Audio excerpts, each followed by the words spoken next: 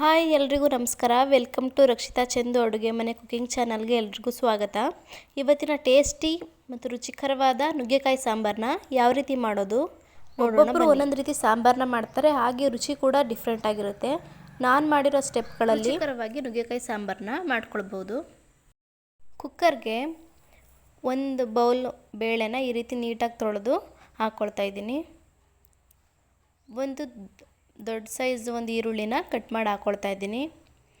2 medium size ಟೊಮೊಟೊನ ಹುಳಿ tomato ಹಾಕ್ಕೊಳ್ತಾ ಇರೋದು ಕಟ್ ಮಾಡಿ ಹಾಕ್ಕೊಳ್ತಾ ಇದ್ದೀನಿ. ಅರ್ಧ ಲೀಟ್ರ್ ನೀರು, ಚಿಟಿಕೆ ಅರಿಶಿನ, 1 ಸ್ಪೂನ್ ಆಯಿಲ್ ಹಾಕಿ 4 ವಿಷಲ್ ಬರ್ಸ್ಕೊಳ್ತಾ ಇದ್ದೀನಿ. ಒಂದು ಜಾರ್ಗೆ 3/4 ಕಪ್ಪು ಬೇಳೆ ತೊಗೊಂಡಲ್ಲ, ಅದೇ ಕಪ್ಪಲ್ಲಿ 3/4 ಕಪ್ ಕಾಯಿ ಚೂರು ಮಾಡಿ ಹಾಕ್ಕೊಳ್ತಾ ಇದ್ದೀನಿ. ನೀವೇನಾರು ಕಾಯಿ ಏನಾರು ಕಡಿಮೆ ಇತ್ತು ಅಂದರೆ ಸ್ವಲ್ಪ ಕಡಲೆ ಕೂಡ ಹಾಕ್ಕೋಬೋದು.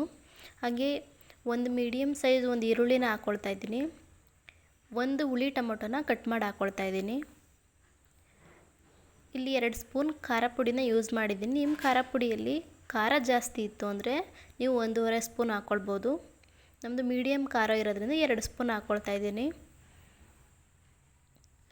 ಇದನ್ನು ಸ್ವಲ್ಪ ನೀರು ಹಾಕಿ ರುಬ್ಕೊಳ್ಳೋಣ. ಇಲ್ಲಿ 4 ವಿಷಲ್ ಆಗಿರೋ ಬೇಳೆನ ಓಪನ್ ಮಾಡಿ ಅದನ್ನು ಬೇಳೆ ಏನಾದ್ರು ಇತ್ತು ಅಂದರೆ ಸ್ಮ್ಯಾಶ್ ಮಾಡ್ಕೊಳ್ತಾ ಇದ್ದೀನಿ. ನೀವೇನಾದ್ರು ಬೇಳೆ ಬೆಂದಿತ್ತು ಅಂದರೆ ಸ್ಮ್ಯಾಶ್ ಮಾಡೋ ಆಗಿಲ್ಲ. ಇಲ್ಲಿ ಸ್ಮ್ಯಾಶ್ ಮಾಡ್ಕೊಳ್ತಾ ಇದ್ದೀನಿ. ಸ್ಮ್ಯಾಶ್ ಮಾಡಿರೋ ಬೇಳೆ ರಸನ ಬೇರೆ ಪಾತ್ರೆಗೆ ಹಾಕ್ಕೊಳ್ತಾ ಇದ್ದೀನಿ. ಬೇರೆ ಪಾತ್ರೆಗೆ ಹಾಕೊಂಡ್ಮೇಲೆ ಅದನ್ನು ಒಂದು 2-3 ಕುದಿ ಬರುವಾಗೆ ಬೇಯಿಸ್ಕೊಳ್ತಾ ಇದ್ದೀನಿ. ಇವಾಗ 4 ನುಗ್ಗೆಕಾಯಿನ ಈ ಥರ ಪೀಸ್ ಮಾಡಿ ಹಾಕ್ಕೊಳ್ತಾ ಇದ್ದೀನಿ. ನುಗ್ಗೆಕಾಯಿ ನೀವು ಕಟ್ ಮಾಡುವಾಗ ಅದನ್ನ ಸಿಪ್ಪೆನ ಲೈಟಾಗಿ ಬಿಡಿಸ್ಕೊಂಡು ಸಾಕು. ಜಾಸ್ತಿ ಬಿಡಿಸಿದ್ರೆ ಅದು ತುಂಬ ಜಾಸ್ತಿ ಬೆಂದೋಗ್ಬಿಡುತ್ತೆ ಸಾಂಬಾರಲ್ಲಿ. ಲೈಟಾಗಿ ಅದ್ರ ಮೇಲೆ ಸಿಪ್ಪೆನ ಬಿಡಿಸ್ಕೊಳ್ತಾ ಇದ್ದೀನಿ. ನೀವು ನುಗ್ಗೆಕಾಯಿ ತೊಗೊಳ್ಳುವಾಗ ಜಾಸ್ತಿ ಬಲ್ತಿರೋದು ಬಾಡೋಗಿರೋದನ್ನು ತಗೊಳ್ಬೇಡಿ. ಫ್ರೆಶ್ ಆಗಿರೋದು, ಆದಷ್ಟು ಫ್ರೆಶ್ ಆಗಿದ್ರೆ ನುಗ್ಗೆಕಾಯಿ ಸಾಂಬಾರು ತುಂಬ ರುಚಿ ಇರುತ್ತೆ. ಇದೇ ಮೇನ್ ಇಂಗ್ರೀಡಿಯೆಂಟು. ಸ್ವಲ್ಪ ನುಗ್ಗೆಕಾಯಿ ಫ್ರೆಶ್ ಆಗಿರಬೇಕು. ಇಲ್ಲಿ ಬೇಳೆ ಜೊತೆ ನುಗ್ಗೆಕಾಯಿ ಬೇಯ್ತಾ ಇದೆ. ನುಗ್ಗೆಕಾಯಿ ಅರ್ಧ ಭಾಗ ಬೆಂದರೆ ಸಾಕು, ಪೂರ್ತಿ ಬೇಯಿಸ್ಕೊಳ್ಳೋ ಹಂಗಿಲ್ಲ. ಅರ್ಧ ಭಾಗ ಬೆಂದ ಮೇಲೆ ರುಬ್ಬಿಟ್ಟಿರೋ ಖಾರನ ಹಾಕ್ಕೊಳ್ಬೇಕು. ರುಬ್ಬಿಟ್ಟಿರೋ ಖಾರ ಹಾಕ್ಕೊಳ್ಳುವಾಗ ನೀವು ನೀರನ್ನು ಹೆಚ್ಚು ಕಡಿಮೆ ಮಾಡ್ಕೊಳ್ಳಿ. ಯಾಕೆ ಅಂದರೆ ಸಾಂಬಾರು ಸ್ವಲ್ಪ ತಿಕ್ನೆಸ್ ಆಗಿ ಮೀಡಿಯಮ್ಮು. ನಾನು ಮಾಡೋದು ಸ್ವಲ್ಪ ತೆಳ್ಳಗೆ ಲೈಟಾಗೇ ಮಾಡ್ತೀನಿ. ಯಾಕೆಂದರೆ ಗಟ್ಟಿ ಸಾಂಬಾರು ಮಾಡುವಾಗಲೇ ಗಟ್ಟಿಯಾಗಿ ಮಾಡಿದ್ರೆ ಇನ್ನು ಸಂಜೆ ಅಷ್ಟರೊಳಗಡೆ ಅದು ಗಟ್ಟಿಯಾಗಿಬಿಡುತ್ತೆ. ನೀವು ಮಾಡ್ಕೊಳ್ಳುವಾಗಲೇ ಸ್ವಲ್ಪ ತೆಳ್ಳಗೆ ಮಾಡ್ಕೊಳ್ಳಿ. ಇಲ್ಲಿ ಎಷ್ಟು ಬೇಕಷ್ಟು ನೀರನ್ನು ಹಾಕ್ಕೊಂಡು ಬೇಯಿಸ್ಕೊಳ್ಳೋಣ.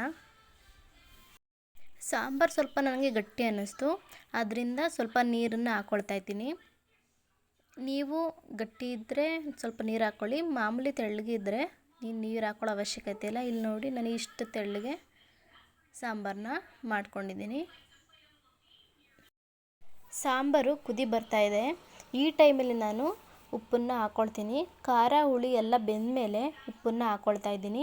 ರುಚಿಗೆ ತಕ್ಕಷ್ಟು ನಿಮ್ಗೆ ಎಷ್ಟು ಬೇಕು ರುಚಿ ನೋಡಿಕೊಂಡು ಉಪ್ಪನ್ನ ಹಾಕ್ಕೊಳ್ಳಿ.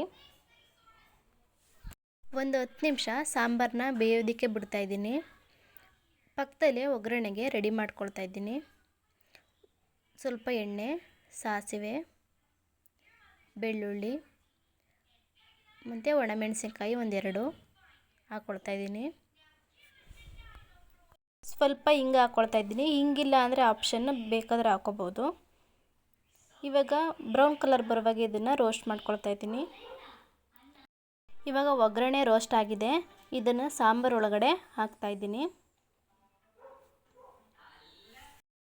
ಸಾಂಬಾರು ಇವಾಗ ರೆಡಿಯಾಗಿದೆ. ತುಂಬ ರುಚಿಯಾಗಿರುತ್ತೆ ಮತ್ತು ನೀವು ಮುದ್ದೆ ಅನ್ನೋದ್ರ ಜೊತೆ ಕಾಂಬಿನೇಷನ್ ತುಂಬ ಚೆನ್ನಾಗಿರುತ್ತೆ. ನೀವು ಒಂದು ಸಲ ಮಾಡಿದ್ರೆ ಪದೇ ಪದೇ ನುಗ್ಗೆಕಾಯಿ ಸಾಂಬಾರನ್ನ ಮಾಡಬೇಕು ಅನ್ನೋ ಅಷ್ಟು ರುಚಿಯಾಗಿದೆ. ನೀವು ನಿಮ್ಮ ಮನೇಲಿ ಒಂದು ಸಲ ಟ್ರೈ ಮಾಡಿ. ನಿಮ್ಮನೆಗೆ ಯಾರಾದರೂ ಗೆಸ್ಟ್ಗಳು ಬಂದರೆ ಈ ಸಾಂಬಾರನ್ನ ಮಿಸ್ ಮಾಡದೆ ಮಾಡಿ. ತುಂಬ ರುಚಿಯಾಗಿರುತ್ತೆ, ಅವರು ತುಂಬ ಖುಷಿ ಪಡ್ತಾರೆ. ನಿಮ್ಮಲ್ಲಿರೋರು ಈ ಸಾಂಬಾರನ್ನ ರುಚಿ ನೋಡಿ ಹೊಗಳೋದಂತೂ ಗ್ಯಾರಂಟಿ. ಈ ರೀತಿ ನನ್ನ ಸಾಂಬಾರು ವಿಡಿಯೋ ನಿಮಗೆ ಇಷ್ಟ ಆಗಿದ್ದರೆ ಸಬ್ಸ್ಕ್ರೈಬ್ ಮಾಡಿ, ಲೈಕ್ ಮಾಡಿ, ಸಪೋರ್ಟ್ ಮಾಡಿ. ಇನ್ನು ಬೇರೆ ಬೇರೆ ರೀತಿ ವಿಡಿಯೋಸ್ನ ಹಾಕ್ತಾ ಇರ್ತೀನಿ, ವಾಚ್ ಮಾಡಿ. ಸಬ್ಸ್ಕ್ರೈಬ್ ಆಗಿಲ್ಲ ಅಂದರೆ ಸಬ್ಸ್ಕ್ರೈಬ್ ಮಾಡ್ಕೊಳ್ಳಿ. Thank you.